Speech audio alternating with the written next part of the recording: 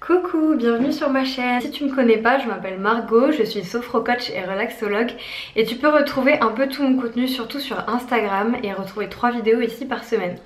Aujourd'hui, j'ai envie de te parler de la blessure d'abandon. C'est un sujet qui revient énormément sur mon compte, dans mes messages privés et surtout depuis que j'ai parlé de dépendance affective parce que justement, c'est en lien, tu vas comprendre. Selon le livre de Lise Bourbeau, les 5 blessures qui empêchent d'être soi-même, parce que c'est vraiment dans son livre qu'il y a une grande description des blessures, même si je suis pas d'accord avec tout, selon elle, il s'agit d'une blessure qui se réveille très tôt, qui est éveillée, on va dire, cette blessure d'abandon, elle est réveillée par le parent du sexe opposé. Donc supposons moi, eh bien ça viendrait donc de mon père. Moi je suis un peu plus sceptique sur cette question parce qu'il n'y a pas la question du genre, etc. Mais donc de base, c'est comme ça que c'est décrit. Et donc cette blessure-là, elle peut arriver si on s'est senti abandonné, si on s'est senti pas très soutenu. Et voilà, on peut avoir vécu cette blessure d'abandon très tôt dans l'enfance. Et cette blessure-là, quand est-ce qu'elle va se manifester ensuite? Eh bien avec le sexe opposé, encore selon Lise Bourbeau.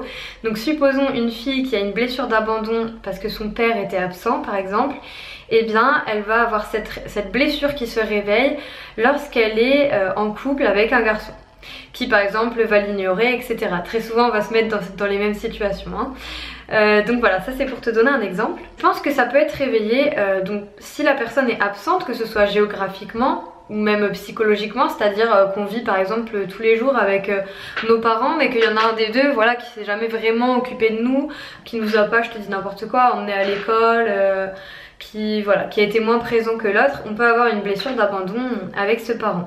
Et d'autres blessures aussi, mais on en reparlera plus tard. Et donc quand on a la blessure d'abandon, ce que dit Lise Bourbeau, et ça pour le coup je suis plutôt d'accord, le masque qu'on va utiliser, un peu le faux soi en fait, le masque, le masque en fait c'est la chose qui permet de masquer cette blessure d'abandon, mais en fait du coup elle se voit. Mais bref, je pense que vous allez comprendre.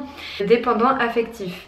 Donc par exemple, ça va être de chercher beaucoup le soutien des autres, l'approbation, de demander beaucoup d'attention, d'être un peu accro à l'autre, de tout pardonner. Ça peut être aussi d'être beaucoup en demande et l'autre d'ailleurs peut nous le dire, je trouve que tu m'en demandes beaucoup, mais de ne pas avoir l'impression de beaucoup demander justement. Et donc c'est pas forcément demander, mais ça peut être de donner dans le sens trop donner de façon déséquilibrée, tout donner et ça crée un peu une demande puisque du coup ça déséquilibre la relation. Ça peut être aussi de tout faire pour plaire. En fait le principe c'est clairement de tout faire pour ne pas vivre cet abandon. Donc tout faire pour être aimé, tout faire pour ne pas être abandonné et donc se sacrifier pour l'autre, faire en fonction de l'autre. On peut aussi s'excuser même si c'est pas notre faute, mais tout ça je te le renvoie vers la vidéo de la dépendance affective qui je pense sera très en lien avec cette vidéo. Donc la personne qui a une blessure d'abandon peut avoir la peur d'être seule, avoir du mal à rester seule, parfois elle ne connaît pas ses besoins. Si elle ne travaille pas sur sa blessure d'abandon, elle risque de se retrouver avec des personnes assez dominantes qui vont justement bien appuyer sur cette blessure et voire s'en servir pour manipuler. Mais encore une fois, je pense que c'est pas au top d'accuser que l'autre qui est toxique et aussi de voir comment on peut être toxique envers soi-même, par exemple quand on se dit trop gentil, etc. Ça on en reparlera.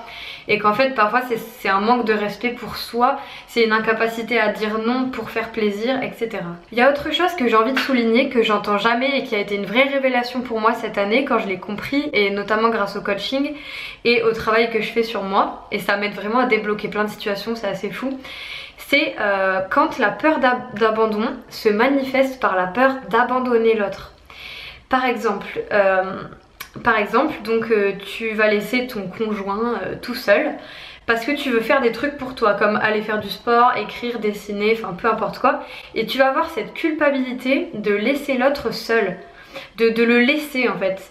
Et ça c'est parce que c'est pas forcément ce que la personne va vivre en plus, c'est parce que toi tu n'as tellement pas envie qu'on t'abandonne, qu'on te fasse vivre ça, que tu as peur de le faire vivre à l'autre. Et donc ça peut s'exprimer aussi sous cette forme. Et tu peux te demander, est-ce que quand je m'inquiète de laisser cette personne pour faire mes activités, c'est parce qu'en fait j'ai peur que elle aille bien sans moi? Ou est-ce que c'est parce que toi t'aimerais qu'à chaque fois elle reste avec toi pour faire tes activités, ou voilà, qu'elle soit tout le temps avec toi, qu'elle délaisse un peu, qu'elle se délaisse en fait elle-même? C'est un peu l'effet miroir que ça peut te faire si tu supportes pas par exemple que la personne avec qui t'es ou des amis soient indépendantes et partent sans toi faire des choses.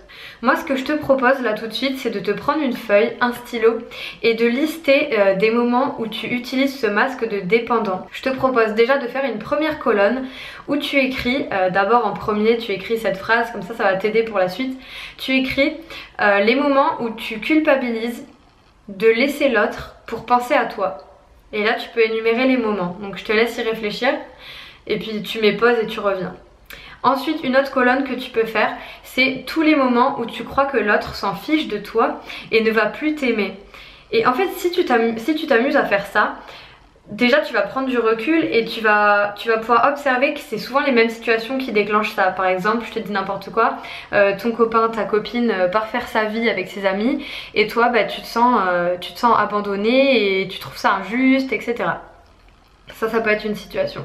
Et le fait de prendre conscience de cette blessure, ça te permet de voir que c'est pas la réalité. Et puis surtout, ce qu'il faut que tu fasses, que tu commences vraiment, c'est identifier tes besoins parce que souvent on les connaît pas et essayer d'y répondre en fait par toi-même et t'autoriser et essayer en fait, tester vraiment de prendre du temps pour toi même quand tu culpabilises de laisser l'autre parce que tu vas voir que ça te fait du bien et que ça va faire du bien à l'autre parce que vous allez vous retrouver, avoir des choses à vous partager et tu vas plus être avec la personne par besoin de lui prendre cette attention, cet amour ou cette énergie, enfin tout et n'importe quoi.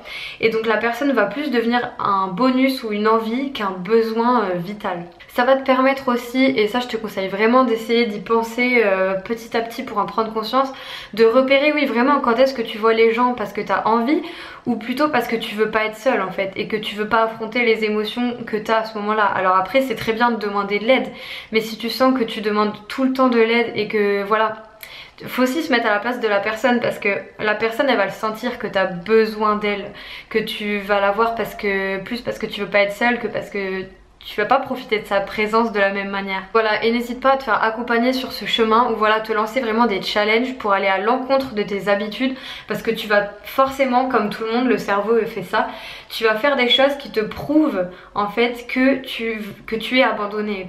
Tu vas te faire des choses qui prouvent qu'on s'en fiche de toi. Enfin, tu vas toujours trouver la réponse à ça. Moi, je te propose d'essayer d'observer ça et n'hésite pas si tu as une question par rapport à ce sujet. Ce sera un plaisir vraiment d'en faire une autre vidéo. Sur ce, je te dis à la prochaine. N'hésite pas à me suivre sur Instagram parce que je suis beaucoup plus présente que sur YouTube. Passe une bonne journée ou une bonne soirée. Si tu veux réserver une séance, il y a directement mon site juste ici.